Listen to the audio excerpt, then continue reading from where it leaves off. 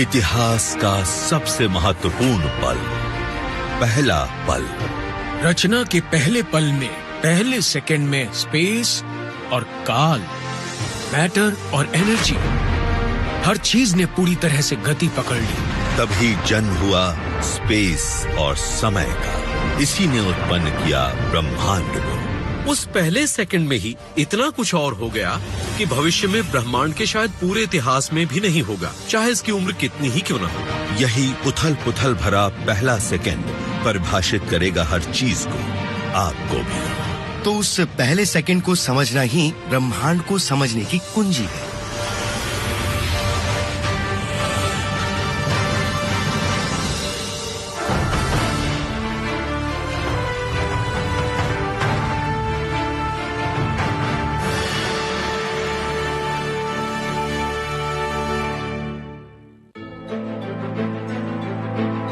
जरा रात में आसमान पर हमारे ब्रह्मांड पर नजर डालकर देखिए।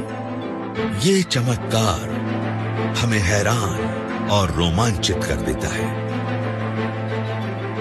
और जरा अपने आसपास की दुनिया पर भी नजर डालिए, जहां जीवन पनप रहा है, जिसमें प्राकृतिक चमत्कार है और हैं वो लोग जिन्हें हम प्यार करते हैं।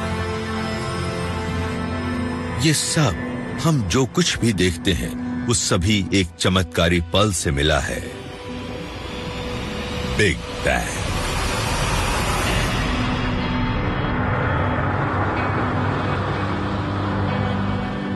बिग बैंग सिर्फ मैटर की रचना वाला पल ही नहीं था। इस पल रचना हुई ब्रह्मांड की, जिसका अर्थ है स्पेस और काल की रचना। समय, स्पेस और बाकी तमाम चीजों की रचना करना खासी जबरदस्त तरकीब है। जाहिर है कि ऐसा हुआ है, लेकिन अभी तक भौतिकी ये पता नहीं लगा पाई कि आखिर ऐसा हुआ कैसे। हमें नहीं पता ये धमाका क्यों हुआ, हमें नहीं पता क्या टकराया था, हमें नहीं पता ये कैसे टकरा रहा है। बस हम इतना जानते हैं कि तमाम चीजें अचानक ही वजूद में आ गई। ये शुरुआत है पहले सेकंड की, जब समय खुद ही 0 पर सेट था। ये वो पल है जब हमें दिखाई देने वाली हर चीज, 100 अरब गैलेक्सी, जिनमें से हर एक में 100 अरब तारे हैं, ये सारा मैटर एक ऐसे क्षेत्र में दबकर समाया हुआ था जो बहुत ही छोटा था। अपने इस पहले सेकंड में ही ब्रह्मांड इतना ज्यादा विकसित हो गया कि उसके बाद के 13 अरब 80 करोड़ साल में भी नहीं हो पाया। ब्रह्मांड का पहला सेकंड इसका अब तक का सबसे महत्वपूर्ण सेकंड था, और ये उस पहले सेकंड में ही इतने ज्यादा चरणों से गुजर गया है जितना ये आज तक नहीं गुजर पाया है। इतना कुछ इतनी जल्दी हो गया कि इसे समझने के लिए वैज्ञानिकों को समय का एकदम नया सिद्धांत चाहिए। इंसानों के लिए एक सेकंड बहुत ही छोटा समय है, पर जहां तक कि ब्रह्मांड का सवाल है, वहां इतने समय में बहुत कुछ हो सकता है। हम अपनी जिंदगी को घंटों, मिनटों और सेकंडों में नापते हैं, मगर ब्रह्मांड की रचना के टाइम स्केल पर यह गिनती बेकार है, क्योंकि बिग बैंग का फैलाव तो लगभग पलक झपकते ही हो गया था। हम ब्रह्मांड के प्रति अपनी समझ को 1 सेकंड के पीछे ले जाकर 1 सेकंड के 10वें हिस्से, सेकंड के 100वें हिस्से, सेकंड के 1000वें हिस्से, सेकंड के 10 लाखवें हिस्से, 1 सेकंड के अरबवें हिस्से तक वहां ले आए हैं जहां फिजिक्स के आज हमें ज्ञात नियम टूटते हैं। इतना पीछे समय को शायद बहुत ज्यादा छोटे टुकड़ों में नापा जाता होगा, जिसे प्लैंक टाइम कहते हैं। पहले सेकंड में क्या कुछ हुआ होगा, इसे समझने का एक तरीका यह है कि प्लैंक टाइम की यूनिट में सोचा जाए। प्लैंक टाइम होता है 10⁻43 सेकंड। 1 सेकंड में 1 अरब अरब अरब अरब प्लैंक टाइम होता है। ब्रह्मांड के पूरे इतिहास में सिर्फ 1 अरब अरब सेकंड है। उस 1 सेकंड से आज तक के ये पूरे इतिहास में मौजूद सेकंड से कहीं कम है। यानी प्लैंक टाइम से पहले सेकंड तक जितना समय था 1 सेकंड से लेकर आज तक, उससे कहीं कम सेकंड मौजूद होंगे। अगर हम समय को इतने छोटे हिस्सों में बांट दें, तो फिर हम एक एक पल में ब्रह्मांड के जन्म की कल्पना कर सकते हैं। शुरुआत में स्पेस और समय शुद्ध ऊर्जा के बहुत ही छोटे अंश में सिमटे हुए थे। जब प्लैंक टाइम की घड़ी चलनी शुरू होती है, तो न जाने कैसे स्पेस और समय की ये गांठ खुल जाती है।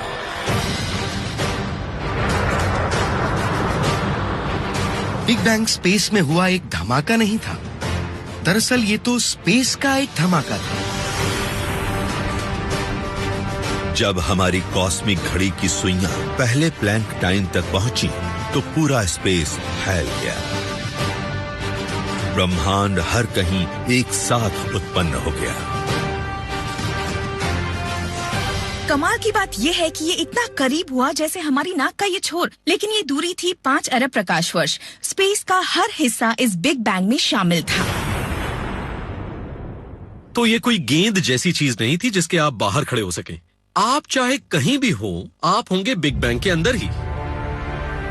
कुछ वैज्ञानिकों को लगता है कि रचना के इस पहले पल में ब्रह्मांड में हर चीज पर एक ताकत, एक जबरदस्त ताकत का नियंत्रण था। हम सोचते हैं कि मूल ब्रह्मांड एकदम परफेक्ट अवस्था में था, एक ऐसी एकजुट ताकत जो बिग बैंग की शुरुआत के समय मौजूद थी।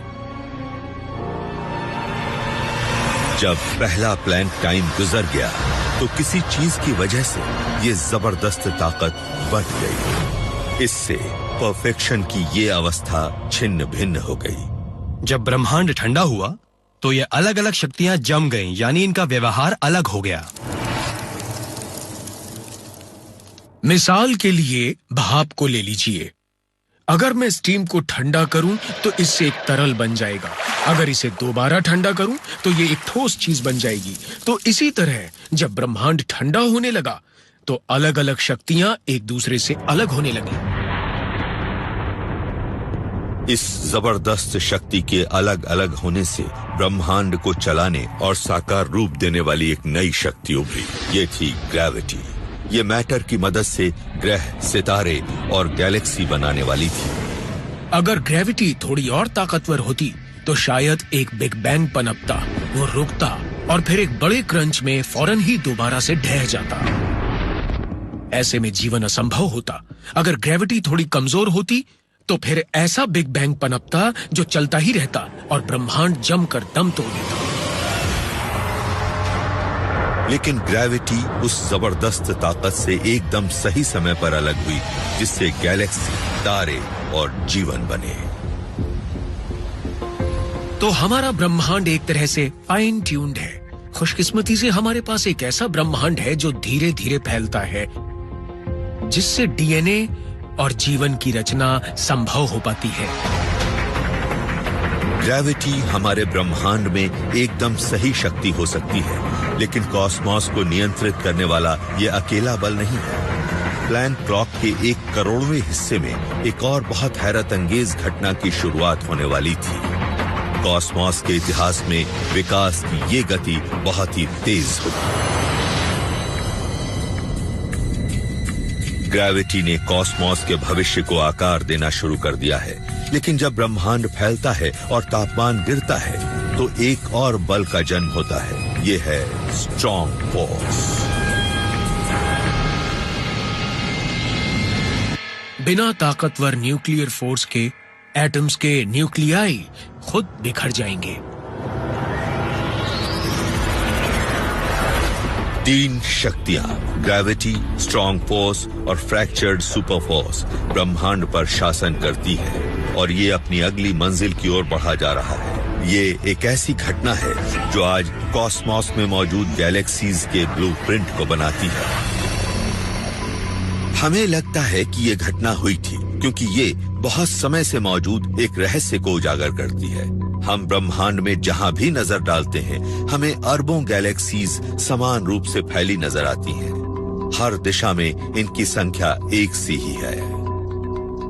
एक समय ऐसा जरूर रहा होगा जब ब्रह्मांड के ये सभी हिस्से एक दूसरे से जुड़े हुए रहे होंगे। ये ऐसे ही है जैसे एक देश के अलग अलग हिस्सों में मौजूद 2 लोग एक ही समय पे सोकर उठे, एक सा ही नाश्ता करें, एक सी ही पोशाक पहने, जबकि वो एक दूसरे से बात भी ना कर रहे हों। उनके अतीत में कुछ ऐसा एक समान रहा हो जो उन्हें आपस में जोड़ता हो। इस समस्या का एक हल चाहिए था और सन 1979 में एलन गुथ नाम के एक युवा कॉस्मोलॉजिस्ट ने इसका एक समाधान सुझाया। उन्होंने इसे कहा इन्फ्लेशन। ये बहुत रोमांचक है। मुझे अचानक लगा कि ये ब्रह्मांड के एक बहुत ही महत्वपूर्ण रहस्य की कुंजी हो सकती है, लेकिन साथ ही मैं बहुत नर्वस भी था क्योंकि ये मामला एकदम नया था और मुझे पक्का पता नहीं था कि मेरी बात सही है या गलत। गूथ का कहना था कि नवजात ब्रह्मांड को जबरदस्त बढ़ोतरी के दौर से गुजरना पड़ा था। कॉस्मिक इन्फ्लेशन ब्रह्मांड के बेहद शुरुआती इतिहास में एक खास पल था जब इसके विस्तार की रफ्तार अचानक बढ़ गई। ये समय के सबसे छोटे पलों के लिए बहुत बड़ा होगा। बिग बैंग के सिर्फ 1 करोड़ प्लैंक टाइम के बाद स्पेस का एक बहुत छोटा सा हिस्सा तेजी से फैलने लगा। ये रफ्तार पहले के मुकाबले कहीं ज्यादा तेज थी। ये इन्फ्लेशन इतना तीव्र था कि इसने अफरा तफरी को एक क्रम दिया और हमारे ब्रह्मांड के हिस्सों को स्पेस में समान रूप से फैला दिया और ब्रह्मांड में उनकी स्थिति को स्थायी बना दिया। जब ब्रह्मांड उन शुरुआती पलों में ठंडा हुआ तो इसका वॉल्यूम 10 to the 90th के फैक्टर से बढ़ा, और वो भी 1 सेकंड के 10 लाखवें अरबवें हिस्से में। ये ऐसे ही है जैसे रेत के एक कण का आकार बढ़कर सूर्य से भी बड़ा हो जाए और बढ़ने की रफ्तार रोशनी की गति से भी तेज हो। तो क्या हमने आइंस्टाइन के नियमों को तोड़ा है? क्योंकि प्रकाश की रफ्तार से तेज तो कुछ भी नहीं। बिग बैंग के बारे में एक छोटी सी बात यह है कि स्पेस इतना फैल सकता है कि 2 चीजें प्रकाश की गति से भी ज्यादा तेजी से एक दूसरे से दूर जाती हुई मालूम होती हैं, लेकिन वो चल नहीं रही होती। असल में उनके बीच का स्पेस बढ़ रहा होता है। गूथ का ये अनोखा आइडिया, इन्फ्लेशनरी यूनिवर्स, हमारी समझ की सीमाओं को उस पहले सेकंड के सबसे शुरुआती पलों तक ले जा सकता है। लेकिन हम इसे टेस्ट कैसे करें? हम रचना के जन्म पर नजर कैसे डालें? जवाब मौजूद है गहरे अंतरिक्ष में। जब हम रात में आसमान को देखते हैं तो हम अतीत को देख रहे होते हैं। सूर्य की रोशनी उसकी सतह से रवाना होने के 8 मिनट बाद हम तक पहुंचती है। एक सुपरनोवा के एक स्टेलर विस्फोट की रोशनी को पृथ्वी तक पहुंचने में 1,67,000 साल लगे। तब सबसे पहले पृथ्वी पर इंसान नजर आया था। और जब हम और ज्यादा दूर दराज चीजों पर नजर डालते हैं तो समय का यह पहिया और पीछे की तरफ घूम जाता है। जब आप दूरी पर मौजूद गैलेक्सीज को देखते हैं जो 10, 12, 13 अरब प्रकाश वर्ष दूर हैं, तो वो हमें उस रूप में नजर आती हैं जब वो बनी ही थी। ये तो यूं है जैसे हमारे पास एक टाइम मशीन हो और हम ब्रह्मांड को तब देख रहे हों जब इसकी उम्र बहुत छोटी थी। हबल अल्ट्रा डीप फील्ड शुरुआती गैलेक्सीज से भरा है। तारों का जन्म हुआ ही है।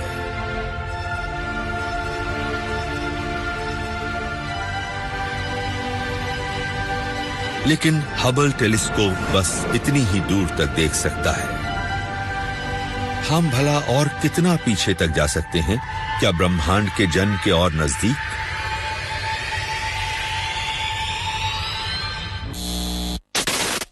टीवी स्टैटिक में इसका एक सुराग छिपा है। स्क्रीन पर नजर आ रही इस झिलमिलाहट का 1% हिस्सा बिग बैंग की लाइट से आ रहा है। सन 1964 में एस्ट्रोनॉमर्स ऑर्नो पेंजियस और रॉबर्ट विल्सन अंतरिक्ष से आने वाले रेडियो सिग्नलों को सुन रहे थे, लेकिन हर दिशा में उन्हें पृष्ठभूमि में एक हमिंग सुनाई दे रही थी। इन दोनों को लगा कि रिसीवर पर से कबूतरों की बीटें हटा देने से यह हमिंग बंद हो जाएगी, लेकिन ऐसा हुआ नहीं। इसके बजाय ये हमिंग और ज्यादा बढ़ गई और कहा यह जाता है कि जब इन दोनों ने प्रिस्टन में एक भाषण दिया तो एक फिजिसिस्ट ने अपना हाथ उठाकर कहा, या तो आप कबूतरों की बीट के प्रभावों को सुन रहे हैं या ब्रह्मांड की रचना की आवाज। दरअसल पेंजियस और विल्सन का सामना हुआ था बिग बैंग से पैदा आग के एक विशाल गोले की बाद की चमक से। ब्रह्मांड फैलने के दौरान ठंडा हुआ कुछ 1 लाख साल बाद, जब चारों तरफ प्रोटॉन और इलेक्ट्रॉन ही मौजूद थे। लेकिन कुछ समय बाद ब्रह्मांड इतना ठंडा हो गया कि पूरे ब्रह्मांड में जब एक इलेक्ट्रॉन और प्रोटॉन अचानक एक साथ आए तो ब्रह्मांड पारदर्शी बन गया। किसी ऐसे विशाल कोहरे के बारे में सोचिए जो अचानक हट जाता है। कोहरा छटने से पहले आपको अपने सामने कुछ 1 मीटर तक ही नजर आता है, लेकिन अचानक फिर सब कुछ साफ हो जाता है। बिग बैंग के 3,80,000 साल के बाद ऐसा ही हुआ था। उस पल के बाद, बिग बैंग के 3,80,000 साल के बाद, ये प्रकाश बिना रुके अंतरिक्ष में सफर करता रहा है। वैज्ञानिक इसे कॉस्मिक माइक्रोवेव बैकग्राउंड कहते हैं। अगर आप अब तक की सबसे बड़ी कुछ प्रमुख वैज्ञानिक खोजों को लिखना शुरू करें, तो उनमें से एक होगी डीएनए की खोज। इसके अलावा एक और खोज हो सकती है कॉस्मिक माइक्रोवेव बैकग्राउंड का पता चलना। ये खोज वाकई इतनी ज्यादा बड़ी थी। कॉस्मिक माइक्रोवेव बैकग्राउंड की वजह से बिग बैंग के बाद सबसे पहले 3,80,000 साल पहले ब्रह्मांड रोशन हुआ था, लेकिन इस पर उससे काफी पहले के दौर की निशानियां नजर आती हैं, जब इन्फ्लेशन कॉस्मॉस का रूप बदल रहा था। अगर इन्फ्लेशन के राज कहीं मौजूद हैं, तो वो यहीं छिपे हैं। वैज्ञानिकों को इस सिलसिले में करीब से नजर डालनी होगी।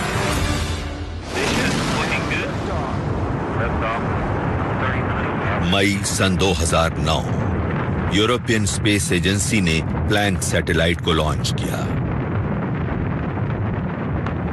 ये सूर्य का चक्कर लगाता है और नजर आने वाले पूरे ब्रह्मांड के तापमान की स्कैनिंग करता है।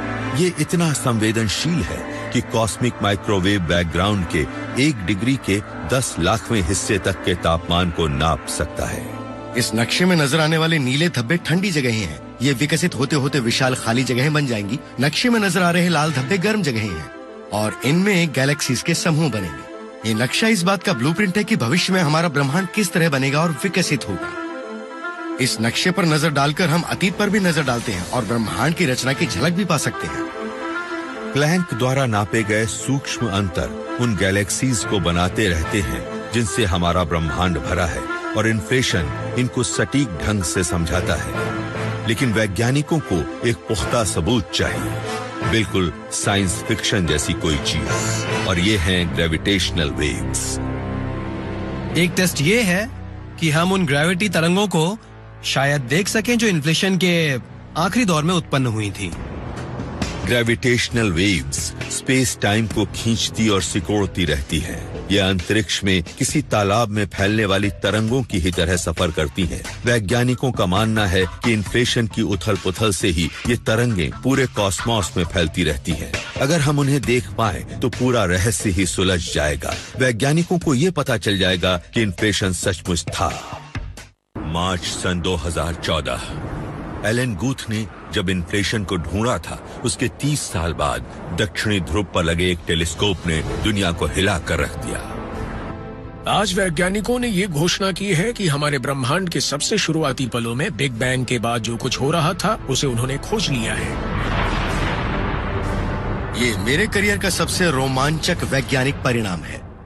इन्फ्लेशन एक बेहद उथल पुथल भरी प्रक्रिया थी। ब्रह्मांड के सभी अलग अलग हिस्से फैल रहे थे। बेशक उनकी रफ्तार अलग थी, लेकिन ये रफ्तार प्रकाश की गति से तेज थी, और फैलाव के इस दर में मौजूद अंतर से ग्रेविटेशनल तरंगें पैदा हुई, और इन ग्रेविटेशनल तरंगों ने आसमान में एक खास पहचान पैदा की, जिसे अब हम देख चुके हैं। मुझे खुशी है कि ये सब मेरे जीवन काल में हुआ है।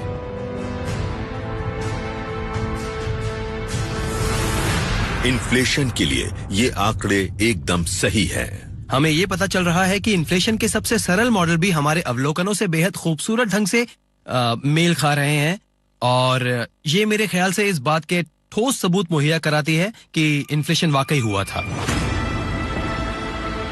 इन्फ्लेशन बताता है कि गैलेक्सीज क्यों इतने समान रूप से पूरे कॉस्मॉस में फैली हुई है। 1 सेकेंड के सबसे छोटे हिस्से में ये स्पेस के एक छोटे और समान अंश को नजर आने वाले पूरे ब्रह्मांड में परिवर्तित कर देता है।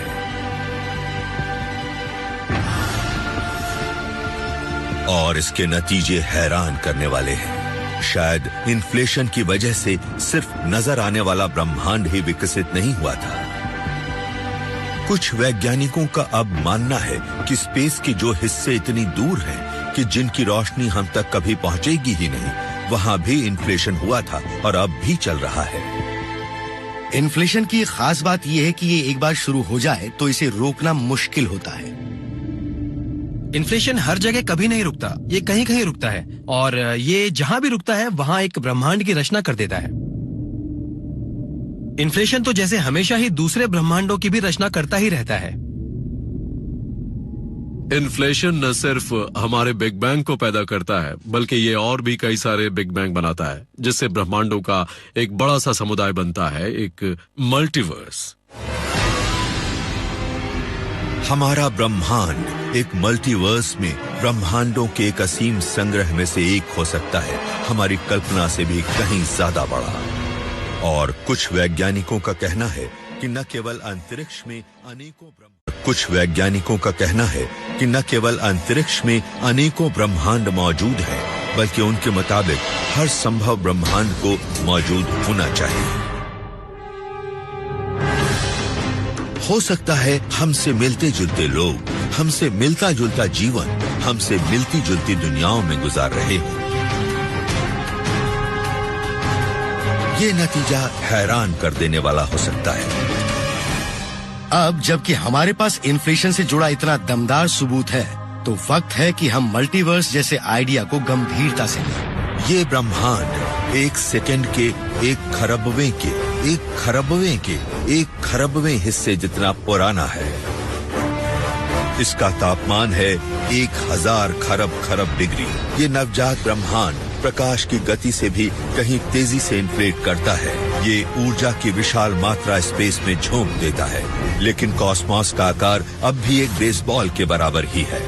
इन्फ्लेशन के मुताबिक बहुत थोड़े वक्त के लिए खाली स्पेस ऊर्जा से भर जाता है और पता चलता है कि ब्रह्मांड स्पेस में ऊर्जा को झोंकता जाता है ताकि हम जो कुछ देखते हैं वो बन सके। तो कुछ नहीं से बहुत कुछ बन जाता है और इस दौरान फिजिक्स के नियम भी नहीं टूटते। ये तो लगभग एक जादू है, लेकिन अहमियत इसी की है, लगभग। फिजिक्स के नियम इसकी इजाजत देते हैं। इन्फ्लेशन के खत्म होने पर अब तक की सबसे जबरदस्त चमक कॉस्मोस को रेडिएशन से भर देती है। ब्रह्मांड अपने पहले सेकंड के दौरान बहुत ज्यादा गर्म और सघन था। आप उसे ऊर्जा का एक गोला कह सकते हैं। आप ऐसी जगह खड़े नहीं होना चाहेंगे, आप फौरन भाप बनकर उड़ जाएंगे। इस वक्त सब कुछ प्रकाश की गति से चल रहा होता है। रेडिएशन से भरा ये ब्रह्मांड हमारे आज के ब्रह्मांड जैसा नहीं था। इसमें काफी मटेरियल भरा हुआ था। क्योंकि ये इतना गर्म था, इसलिए एटम नहीं थे, मैटर नहीं था। ब्रह्मांड में तो बस रेडिएशन ही रेडिएशन भरा पड़ा था। ब्रह्मांड के शुरुआती दौर में विशुद्ध ऊर्जा का बोलबाला था, तो फिर ये मैटर वाले ब्रह्मांड के रूप में कैसे बदल गया? इस सवाल के जवाब के लिए हमें आइंस्टाइन और एक मशहूर इक्वेशन E = mc² की ओर मुड़ना होगा। आइंस्टाइन से पहले लोग कहा करते थे मैटर मैटर है, एनर्जी एनर्जी है, और ये दोनों कभी नहीं मिल सकते। लेकिन इसी दौरान आइंस्टाइन ने कहा ऐसा नहीं है, ये दोनों चीजें एक ही हैं। आइंस्टाइन समझ गए थे कि मैटर सिर्फ कॉन्सेंट्रेटेड ऊर्जा है, और इस चीज ने ब्रह्मांड की हमारी समझ को बदल कर रख दिया, और इसी के कारण हम जबरदस्त तबाही कर पाए।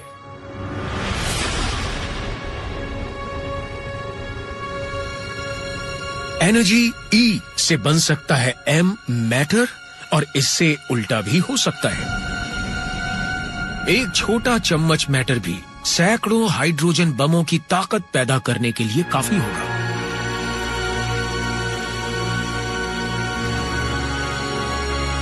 एटम बम मैटर को ऊर्जा में बदल देते हैं, जबकि बिग बैंग में एनर्जी यानी ऊर्जा बदल कर बनने लगी मैटर। लेकिन ये मैटर उस दुनिया जैसा नहीं था जिसमें हम आज रहते हैं। तो ये आदिम मैटर दिखता कैसा था?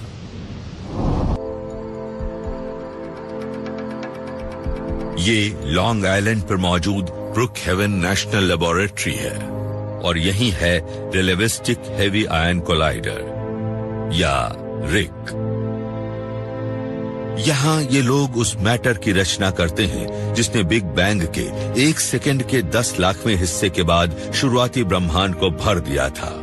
आप RHIS को एक टाइम मशीन कह सकते हैं। हम ऐसे हालात पैदा कर रहे हैं जो शुरुआती ब्रह्मांड में मौजूद थे, बिग बैंग के 1 माइक्रोसेकंड के बाद।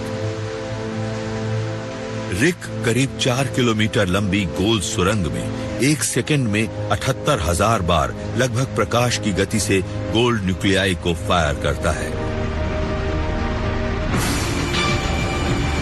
इसके बाद ये एक विशाल स्टार डिटेक्टर में इनकी टक्कर कराता है।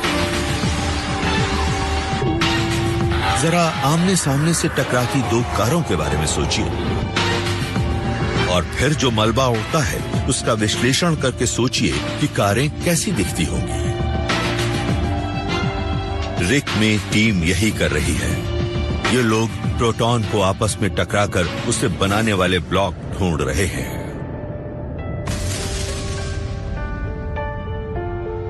आप यहाँ जो भी टक्कर देख रहे हैं वो अलग अलग तरह की हैं। इनमें से कुछ टक्करों से ज्यादा ट्रैक बाहर आ रहे हैं। मुड़ी हुई लाइनें उन कणों को दिखाती है जो टक्करों से निकल रहे हैं। आप देख सकते हैं कि हर टक्कर से अलग अलग संख्या में कण निकलते हैं और ये बात इस बात पर निर्भर है कि टक्कर कितने जोर से हुई। माइक और उनकी टीम जो देख रही है वो दरअसल बेहद बुनियादी कणों की एक बौछार जैसा है। ये हैं क्वार्क्स। क्वार्क असल में प्रोटॉन और न्यूट्रॉन के अंदर मौजूद होते हैं, लेकिन ये क्वार्क को आजाद होने जितनी ऊर्जा दे देते हैं। हम उम्मीद करते हैं कि प्रोटॉन और न्यूट्रॉन से आजाद होने के बाद ये क्वार्क एक दूसरे के साथ ज्यादा इंटरेक्ट नहीं करेंगे, सिर्फ हमारे डिटेक्टर में चले जाएंगे। लेकिन हमने एक ऐसा संपूर्ण तरल पाया जो पहले पृथ्वी पर ना कभी खोजा और ना नापा गया था। और एक खास बात यह है कि ये पानी से भी ज्यादा आसानी से बहता है और ये कमाल की बात थी। और रिक हमें दिखाता है कि बुनियादी कणों का यह परफेक्ट तरल बिग बैंग के बाद 1 सेकंड के 10 लाखवें हिस्से में उत्पन्न होता है, लेकिन ये ज्यादा समय तक चलता नहीं है।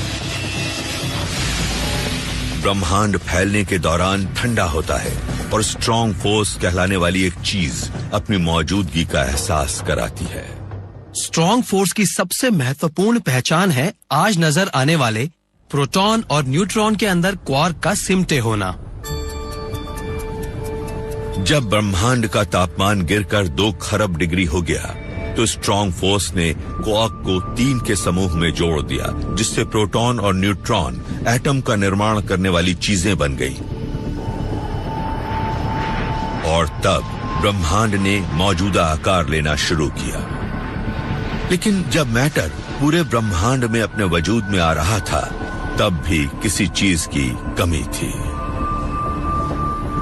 लेकिन न जाने क्यों इस मैटर का मास नहीं था।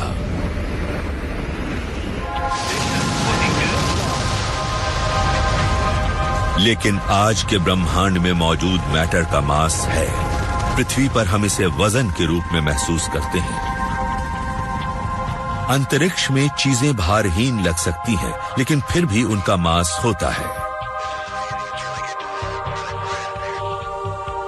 अगर इस अंतरिक्ष यात्री का कोई मास नहीं होगा तो ये मुश्किल में पड़ जाएगा। अगर किसी चीज का कोई मास ही नहीं होगा तो आप इसकी रफ्तार को धीमी नहीं कर पाएंगे। बिना मास वाली कोई चीज प्रकाश की गति से चलेगी और इसे रोकने का कोई जरिया नहीं होगा। तो अगर कोई ब्रह्मांड मैटर से भरा होगा लेकिन इस मैटर का कोई मास नहीं होगा तो फिर ये ऐसा लगेगा जैसे रोशनी का कोई बड़ा सा गेंद हो। सबसे शुरुआती ब्रह्मांड का कोई मास नहीं था। शुरुआती कण उसमें प्रकाश की गति से उड़ते रहते थे। लेकिन आज हमारा ब्रह्मांड ऐसे ग्रहों और सितारों से भरा है जिनका मास है। तो आखिर ये मास आया कहां से? जाहिर है कि कोई ना कोई फील्ड ऐसा है जो पूरे ब्रह्मांड में दाखिल होता रहता है और अलग अलग बुनियादी कण इसके साथ अलग अलग तरीकों से इंटरैक्ट करते हैं और फील्ड के साथ कणों का ये इंटरैक्शन ही कण को इसका वो गुण देते हैं जिसे हम मास कहते हैं। वैज्ञानिकों ने इसे पीटर हिग्स के नाम पर हिग्स फील्ड का नाम दिया। 1970 के दशक में इसके बारे में अपने विचार रखने वाले पहले वैज्ञानिकों में से वो एक थे। हिग्स फील्ड अदृश्य होता है, ये पूरे अंतरिक्ष में फैला होता है और इसके साथ एक बुनियादी कण होता है जिसे हिग्स बोसॉन कहते हैं। और जब सामान्य मैटर के कण फील्ड से होकर गुजरते हैं तो ये उनके साथ प्रतिक्रिया करता है। कोई चीज हिग्स फील्ड के साथ जितना ज्यादा इंटरैक्ट करती है उसका मास उतना ही बढ़ता जाता है। हिग्स फील्ड और हिग्स बोसॉन के बिना मास होगा ही नहीं। फील्ड एक शानदार आइडिया है, लेकिन क्या वाकई इसका वजूद है? इसे एक ही जगह खोजा जा सकता है, आज तक बनी सबसे बड़ी और सबसे उन्नत मशीन में। ये है सर्न में मौजूद लार्ज हेड्रन कोलाइडर, जो इन कैंडेला को उम्मीद है कि वो हिग्स बोसॉन को टकराकर ये साबित कर देंगे कि हिग्स फील्ड वाकई मौजूद है। तो जब अगला दरवाजा खुले तो मैं चाहूंगा कि कैमरामैन समेत सभी लोग आगे बढ़ें, सब लोग मेरे साथ आ जाएं। आ जाइए। हम जमीन में 90 मीटर यानी करीब 300 फुट की गहराई पर हैं, यानी 25 मंजिल नीचे। सिर्फ केबलों के लेआउट को डिजाइन करने के लिए ही कई साल का समय लग गया। यहाँ इतनी लंबी तारें हैं कि मॉस्को तक पहुंच जाए। अब हम डिटेक्टर की तरफ जा रहे हैं।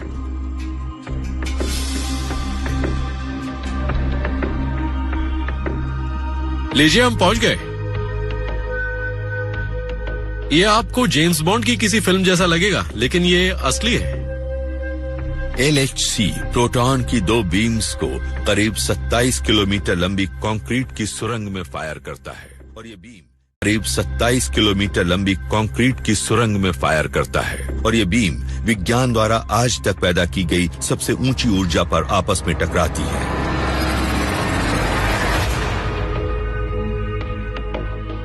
ये ऐसा ही है जैसे बुनने की सलाई को अटलांटिक के दोनों छोरों से शूट करें और वो एक दूसरे से ठीक बीच में टकराए। इस टक्कर से प्रोटॉन बिखर कर नए कणों को जन्म देते हैं, और शायद इन्हीं में हिग्स बोसॉन भी शामिल हो, जो कि 3800 वैज्ञानिकों की एक टीम ने हिग्स के पीछे मिलने वाले संभावित कणों की खोज में 5 साल बिताए हैं। 14 मार्च सन 2013 को LHC ने अपना काम बखूबी किया। माहौल उत्तेजना से भरा था। 20 साल की उम्र के फिजिसिस्ट रात भर हॉल में सोए थे ताकि लेक्चर हॉल में एक बढ़िया सी सीट मिले। और 1970 के दशक में जिन फिजिसिस्ट ने इस आइडिया की खोज की थी और वो अब 80 साल के हो गए थे, उन्हें पूरी दुनिया से यहाँ लाया गया था। इसे गुप्त रखना बहुत जरूरी था, और ये एक ऐसा सेमिनार था जिसे आप अपनी जिंदगी में मिस नहीं करना चाहेंगे। शायद बात बन गई है। हिग्स बोसॉन की खोज बिग बैंग को समझने की हमारी कोशिश के आखिरी पड़ावों में से एक है। ये एक बड़ा जज्बाती पल था और लोगों की आंखें भर आई। पीटर हिग्स और दुनिया भर के वैज्ञानिकों की कोशिशों के कारण हम पहले सेकंड के महत्वपूर्ण पल को समझ पाए। अब हमारे पास किसी ब्रह्मांड को बनाने के लिए जरूरी तमाम चीजें हैं। अब से 1000 साल बाद जब किताबें लिखी जाएंगी तो भी लेखकों को वो पल याद होगा जब हमें हिग्स बोसॉन मिला था।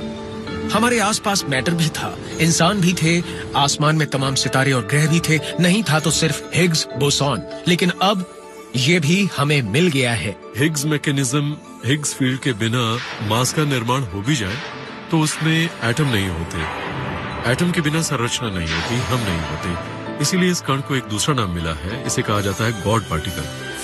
इसके बिना हम मौजूद नहीं होते। हिग्स फील्ड और हिग्स बोसॉन के बिना ना तो तारे होते, न ग्रह और न ही लोग। लेकिन ये नई खोजें सिर्फ हमारे कदमों को जमीन पर रखने के लिए नहीं, उससे आगे की स्थितियों के लिए भी जिम्मेदार हो सकती है। ब्रह्मांड के पहले सेकंड के दौरान जब हिग्स फील्ड वजूद में आया तो कुछ वैज्ञानिकों को लगा कि शायद इसने सुपर फोर्स के विघटन की शुरुआत कर दी हो। हिग्स बोसॉन के बिना हमारा अस्तित्व नहीं हो सकता, और हमें लगता है कि हिग्स बोसॉन की एक पूरी श्रृंखला सुपर फोर्स की समानता को तोड़ने के लिए जिम्मेदार थी, ताकि हमारी 4 शक्तियां उत्पन्न हो सकें। इसीलिए जब हमने हिग्स बोसॉन को पाया तो फिजिक्स की सभी लैब्स में शैंपेन की बोतलें खोली गईं और हम सबने एक शानदार पार्टी की।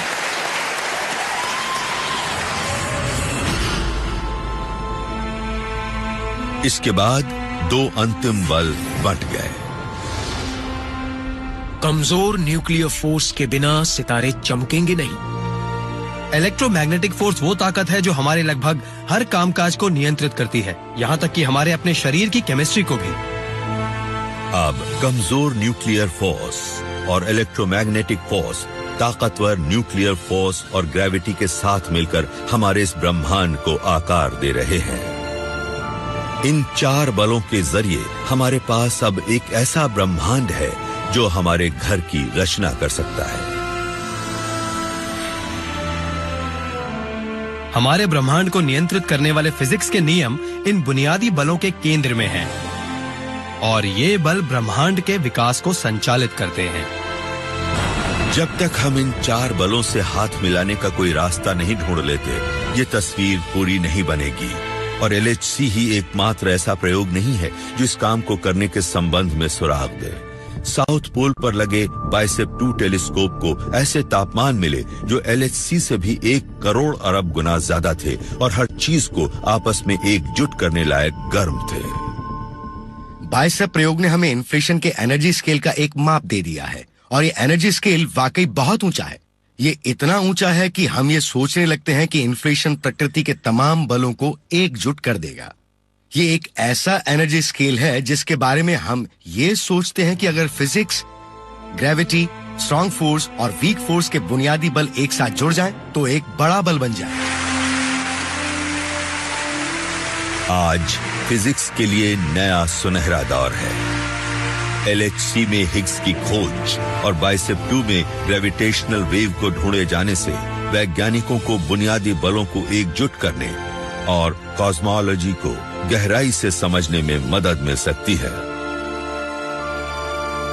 सब कुछ इसी थ्योरी पर निर्भर है।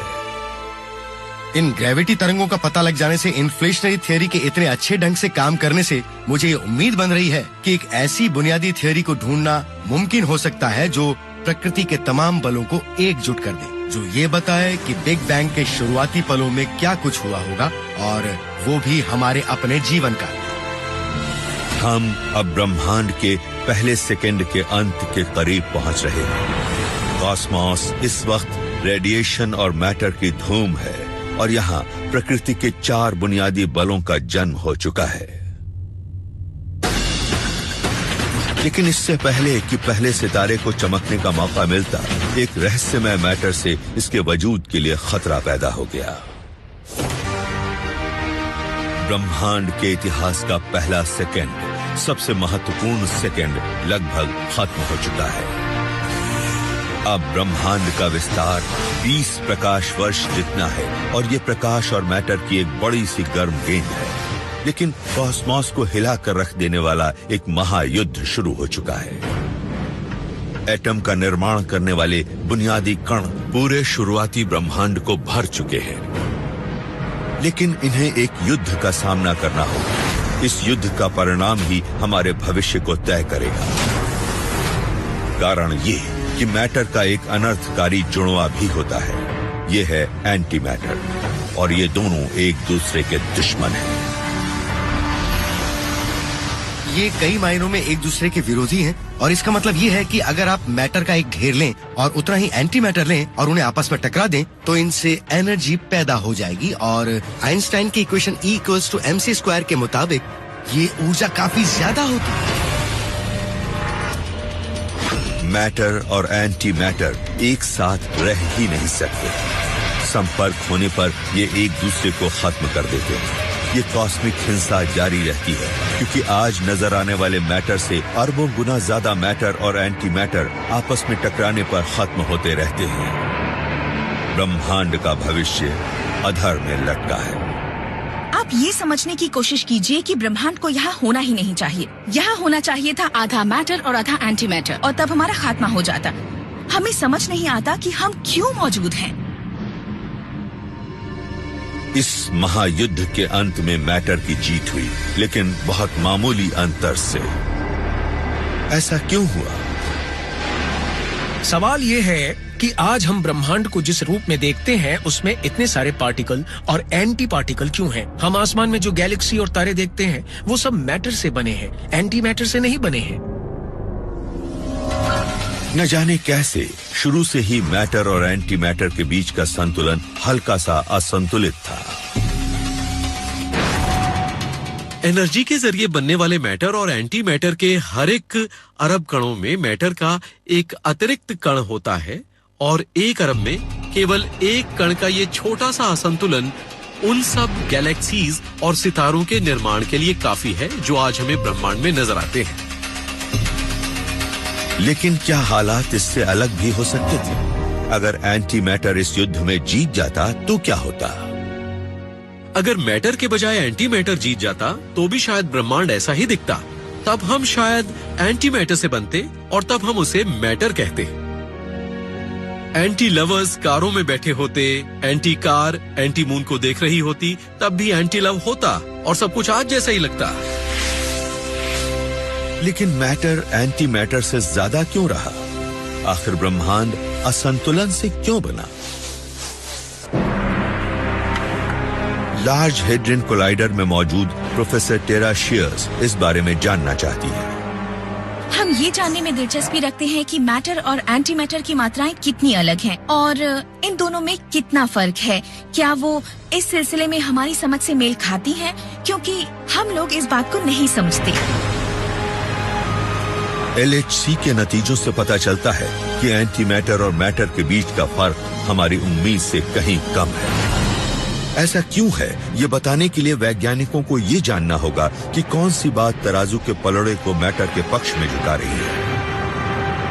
मुझे उम्मीद है कि भविष्य में किसी न किसी तरह हम यहाँ इस सिलसिले में एक माप बना लेंगे जिससे हमें कोई रास्ता नजर आए।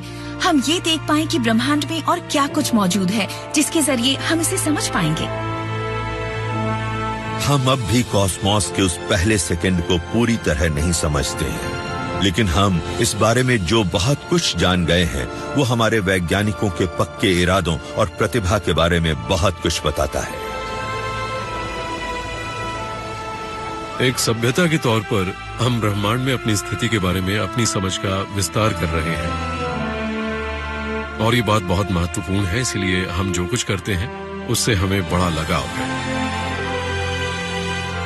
पहला सेकंड खत्म हो चुका है। ब्रह्मांड में आज हम जो कुछ देखते हैं उसके निर्माण करने वाले तत्व पहले ही पनप चुके हैं। पहले सेकंड से हम जो कुछ समझते हैं उससे हमें उसके बाद वाले समय में होने वाली घटनाओं के बारे में काफी कुछ पता चलता है। ब्रह्मांड के पहले सेकंड में कमाल की संभावना थी। ये एक ऐसा ब्रह्मांड था जिसमें एकदम बुनियादी बल और मैटर के शुरुआती घटक मौजूद थे। इनसे क्या मिलने वाला था? इनसे एक पूरा ब्रह्मांड मिलने वाला था। इनसे शेक्सपियर की कृतियां और 50 सेंट का संगीत मिलने वाला था। हम जितना आगे जा चुके हैं उसकी किसी ने उम्मीद भी नहीं की होगी और मुझे नहीं लगता कि ब्रह्मांड की शुरुआत इससे अलग तरह की रही होगी। शायद इसमें 5 साल लगे या शायद इसमें 500 साल लगे, लेकिन मुझे वाकई यकीन है कि एक दिन हम मैथमेटिक्स के आधार पर समझ लेंगे कि हमारे ब्रह्मांड की शुरुआत कैसे हुई। अगले कुछ मिनटों के दौरान ब्रह्मांड इतना ठंडा हो गया कि प्रोटॉन और न्यूट्रॉन ने अपने पहले एटॉमिक न्यूक्लियाई बना लिए। लेकिन पहले एटम के आने में अभी 3,80,000 साल और लगने थे। फिर लाखों करोड़ों साल के दौरान ये एटम आपस में जुड़े और इनसे पहले सितारे और मिल्की वे जैसी गैलेक्सीज बनी। बिग बैंग के 9 अरब साल से भी ज्यादा बाद हमारे सूर्य और हमारे ग्रह पृथ्वी का जन्म हुआ।